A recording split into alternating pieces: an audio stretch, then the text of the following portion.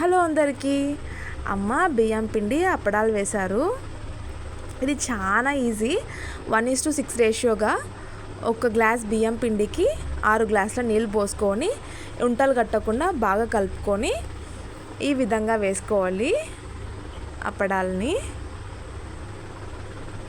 చాలా సింపుల్గా చాలా ఈజీగా అయిపోతుంది. ఫైనల్గా జీలకర్ర అవి వేశారు అమ్మ, కాబట్టి ఆ ఫ్లేవర్ అయితే చాలా టేస్టీగా అనిపించింది. కొద్దిగా నువ్వులు కూడా వేశారు. అవన్నీ తింటున్నప్పుడు చాలా టేస్టీగా అనిపించింది ఫ్లేవర్స్ అన్నీ. సమ్మర్ స్పెషల్ కాబట్టి ఖచ్చితంగా మనం ట్రై చేయాల్సిందే ఇవి. ఈ సమ్మర్లో ఇలా చేసి పెట్టుకుంటే ఇంకా పప్పులోకి ఏం చేయాలి, సాంబార్లోకి ఏం చేయాలి అనే ఆలోచన ఏముండదు. ఇంకా ఇట్లా అప్పడాలతో హ్యాపీగా ఎంజాయ్ చేయొచ్చు ఫుడ్ని.